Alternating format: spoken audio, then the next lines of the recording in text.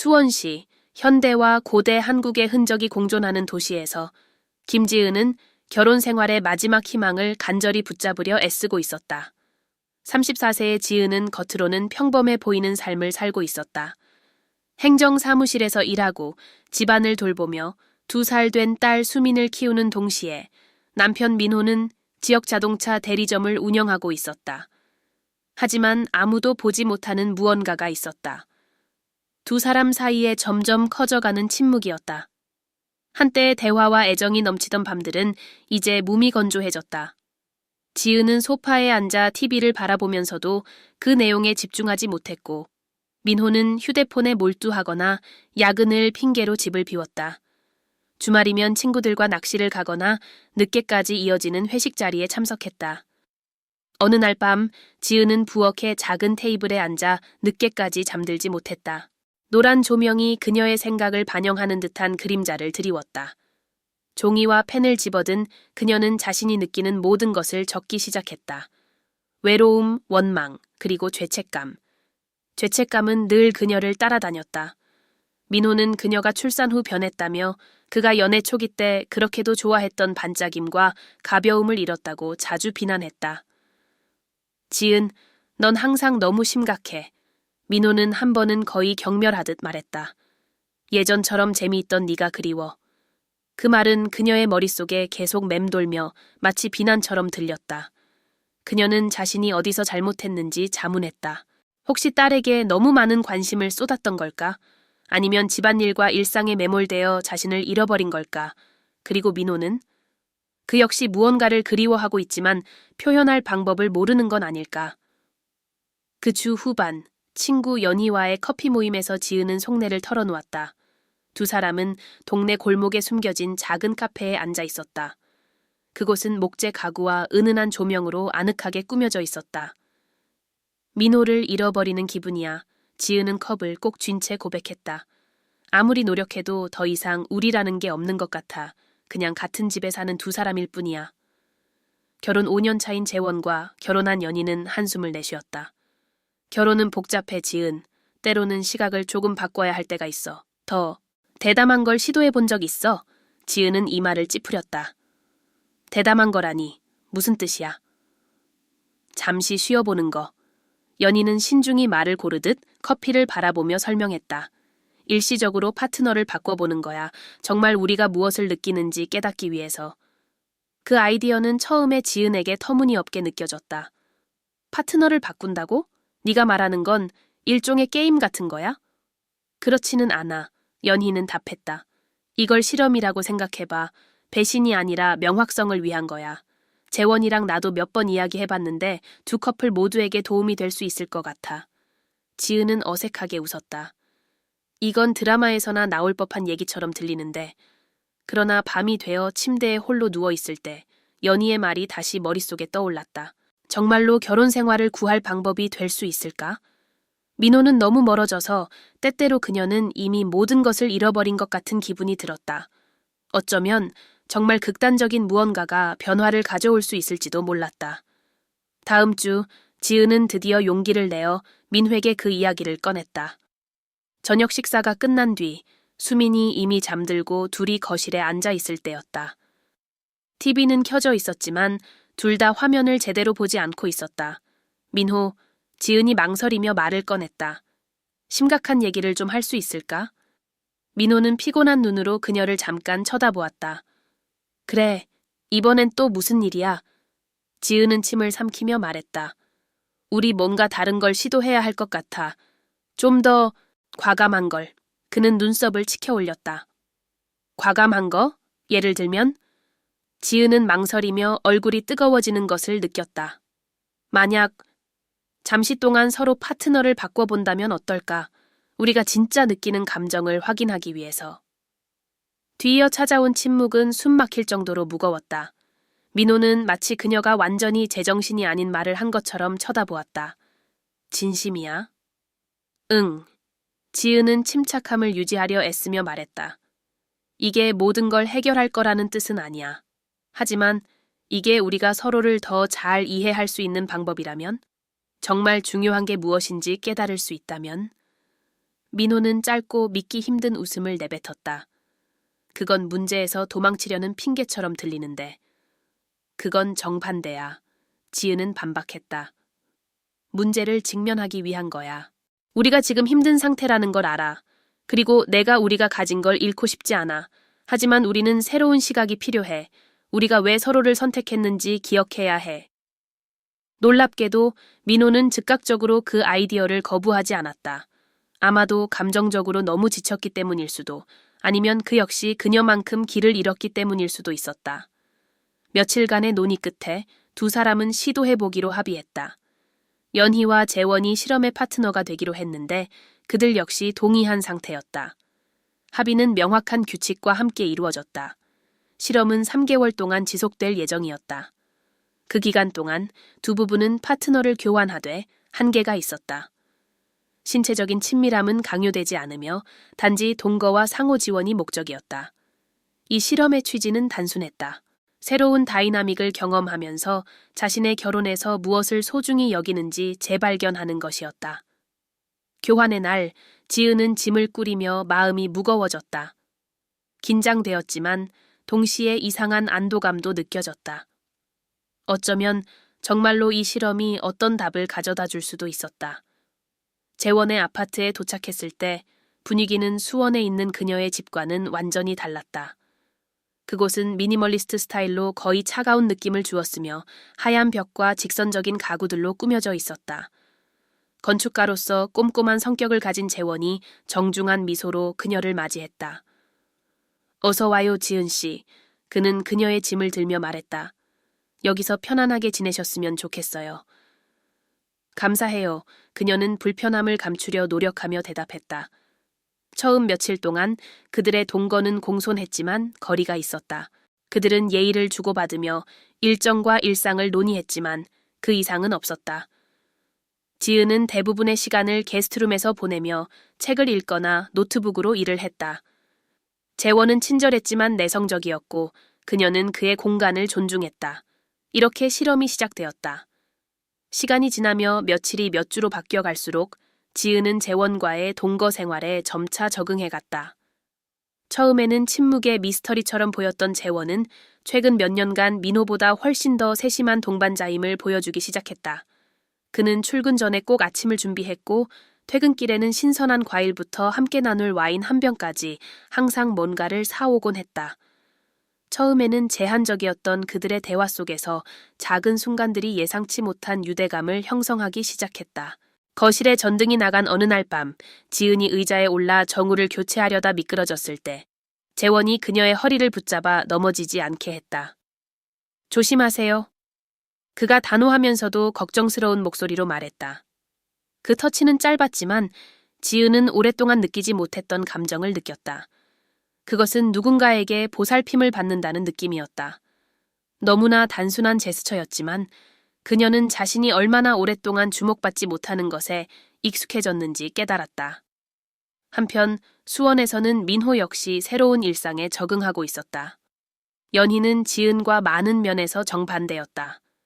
지은이 체계적이고 조직적이었다면 연희는 즉흥적이고 에너지로 가득 차 있었다. 그녀는 민호를 밤 산책에 끌어내고 새로운 저녁 식사 레시피를 제안했으며 그가 거의 알지 못했던 보드게임으로 그를 도전하게 만들었다. 그러나 연희는 단순히 즐거움만을 제공하는 사람이 아니었다. 비 오는 밤, 두 사람이 부엌에서 이야기를 나누던 중 그녀는 민호의 습관에 대해 정면으로 지적했다. 당신은 항상 일 뒤에 숨으려고 하죠. 그녀는 직설적이지만 진지하게 말했다. 감정적으로 자리를 비운 상태에서 누가 당신과 가까워질 수 있을 거라고 생각해요? 그 말은 민호의 머릿속에서 계속 맴돌았다. 그는 연희와 함께 있는 동안 편안함을 느꼈지만 지은과의 감정적 거리감은 훨씬 전부터 시작된 것임을 깨달았다. 어쩌면 그는 그녀에게 공정하지 못했을지도 모른다. 어쩌면 이제는 이런 진실을 마주할 때가 된 것 같았다. 재원의 아파트에서는 동거 생활이 계속 진화하고 있었다. 어느 저녁 식사를 마친 후 두 사람은 함께 영화를 보기로 했다. 지은이 로맨틱 드라마를 추천하자 재원은 망설이면서도 동의했다. 그들은 소파에 앉아 서로 사이에 조심스럽게 거리를 유지했다. 영화의 이야기가 진행되는 동안 지은은 가끔 재원을 힐끔거렸다. 그가 줄거리에 반응하는 방식, 부드럽고 주의 깊은 표정은 그녀에게 호기심을 불러일으켰다. 그는 민호와는 달랐다. 그것이 어떻게 다른지 그녀는 정확히 알 수 없었지만 분명 달랐다. 영화가 끝난 후 잠시 침묵이 흘렀다. 지은이 일어나 컵을 치우려고 했지만 재원이 그녀를 막았다. 제가 할게요. 그는 컵을 집어 들고 부엌으로 갔다. 그녀는 멍하니 서서 그를 바라보았다. 그 순간 그녀는 이곳에 있는 것이 비록 기이한 상황일지라도 묘하게 감사하다는 느낌이 들었다. 그 후 며칠 동안 지은은 예상치 못했던 순간들을 경험했다. 추운 어느 아침, 재원은 대중교통이 날씨 때문에 혼잡할 거라며 그녀를 직장까지 데려다 주겠다고 고집했다. 불편하지 않아요. 그는 차 문을 열며 단언했다. 당신이 무사히 도착하는 게 더 마음이 편해요. 가는 길에 대화는 자연스럽게 흘러갔다. 그는 그녀의 일과 취미, 그리고 심지어 그녀가 좋아하는 커피 같은 사소한 것들까지 물었다. 그는 정말로 그녀를 알고 싶어 하는 것처럼 보였고 지은은 결혼 생활에서 이런 것을 얼마나 갈망했는지 깨달았다. 그들 사이의 감정적 교류는 점차 강해졌다.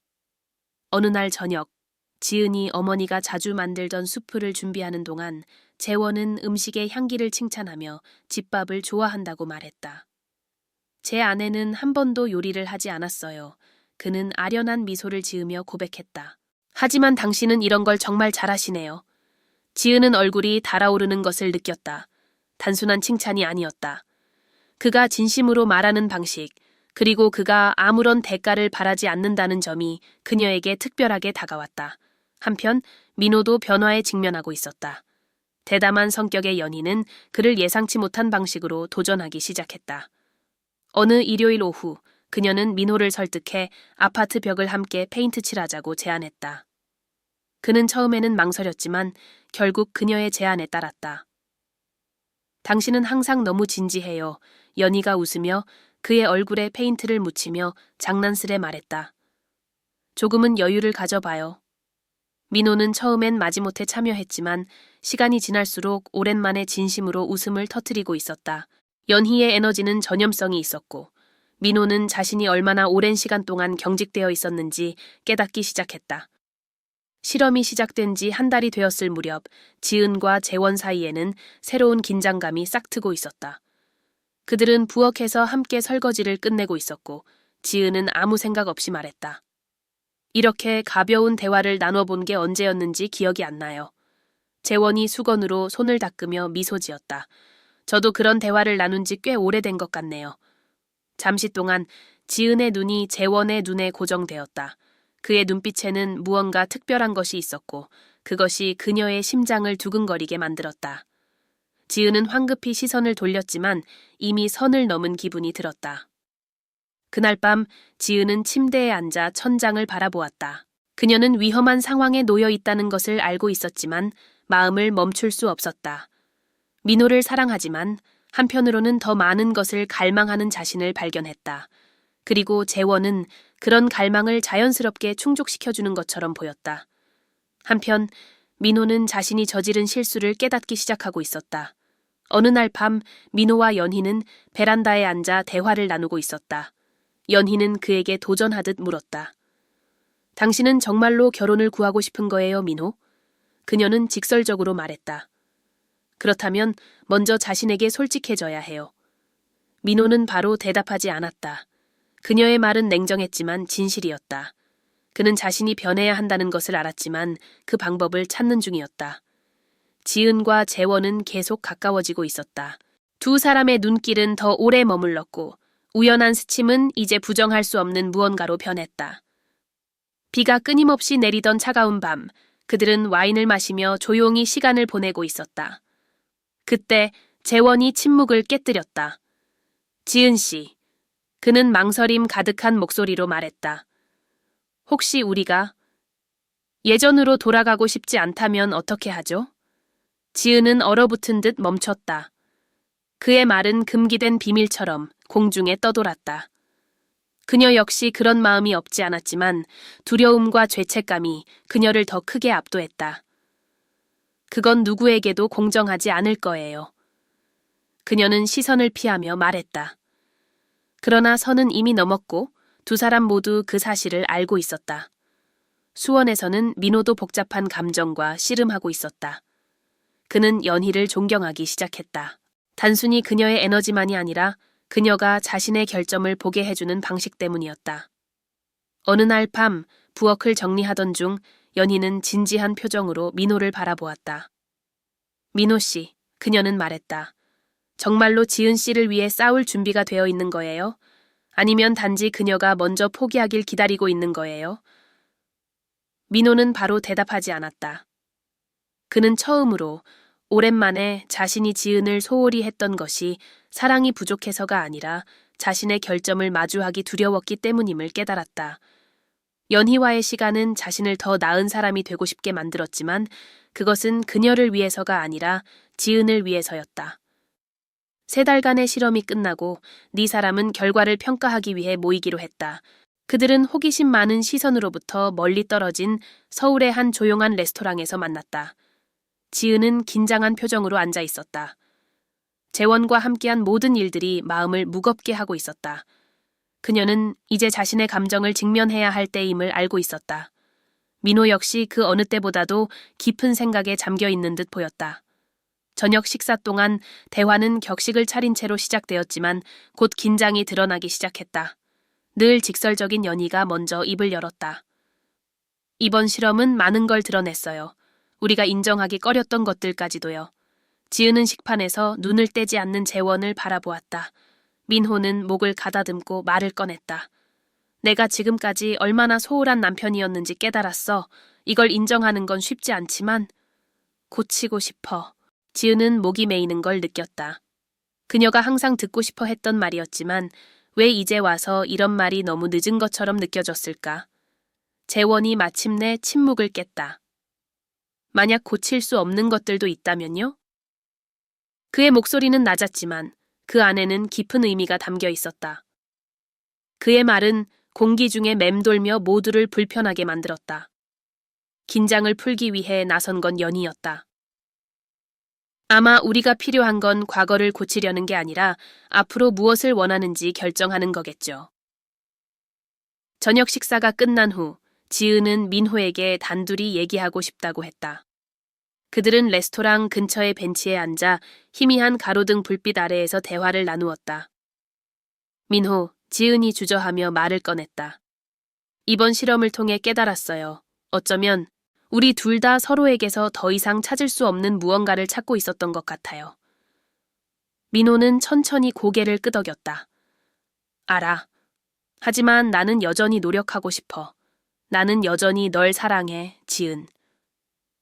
그녀가 대답하기도 전에 민호의 휴대폰이 진동했다. 그는 화면을 바라보며 잠깐 동안 당황한 표정을 지었다. 지은은 눈살을 찌푸렸다. 누구야? 그녀는 의심스러운 눈으로 물었다.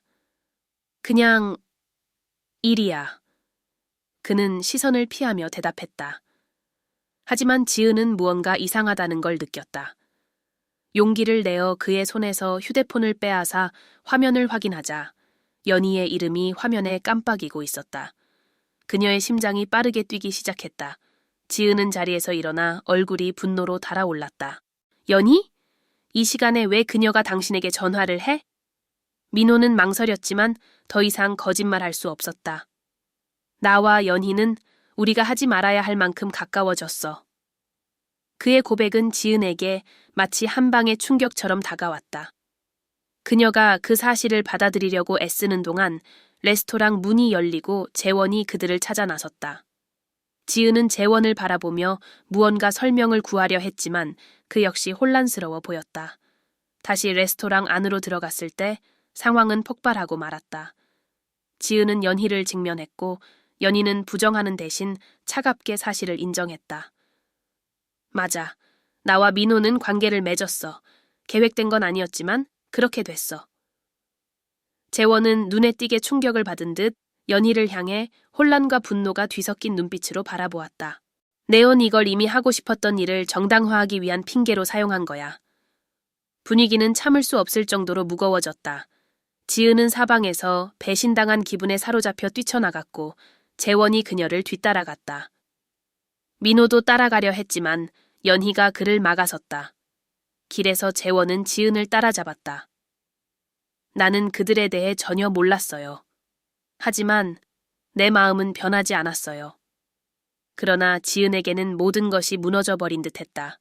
명확함을 가져다 줄 거라 믿었던 실험은 오히려 화해의 가능성을 완전히 파괴해버렸다. 몇 주 후 지은은 수원을 떠나기로 결심했다. 그녀는 수민과 함께 새로운 도시로 이사하며 혼란에 빠졌던 삶에서 벗어나 새로운 시작을 찾아 나섰다. 민호는 여러 번 연락을 시도했지만 지은은 결혼이 끝났음을 분명히 했다. 새로운 삶을 재건하던 중 지은은 새로운 집으로 한 통의 편지를 받았다. 편지는 재원으로부터 온 것이었다. 그는 자신이 연희와 이혼을 신청했음을 알리며 지은에게 아무것도 기대하지 않는다고 말했다. 그는 단지 그녀가 알아주길 바랐다. 몇 년 만에 처음으로 그는 진정으로 자신의 모습으로 살 수 있게 되었음을. 지은은 편지를 읽으며 눈물을 흘렸다. 미래에 대해 확신은 없었지만 이제 그녀는 배신과 후회의 그림자 속에서 사는 것보다 더 나은 삶을 살 자격이 있음을 알았다. 어쩌면 언젠가 그녀와 재원의 길이 다시 교차할지도 모른다. 하지만 지금은 스스로를 찾아가는 과정이 필요했다. 그렇게 결혼을 구하기 위한 절박한 행동으로 시작된 실험은 예상치 못한 변화를 가져왔다. 지은은 새롭게 시작할 힘을 찾았고 새로운 삶의 단순함 속에서 진정한 사랑이 무엇인지 깨닫기 시작했다. 그것은 바로 자기 자신에 대한 사랑이었다.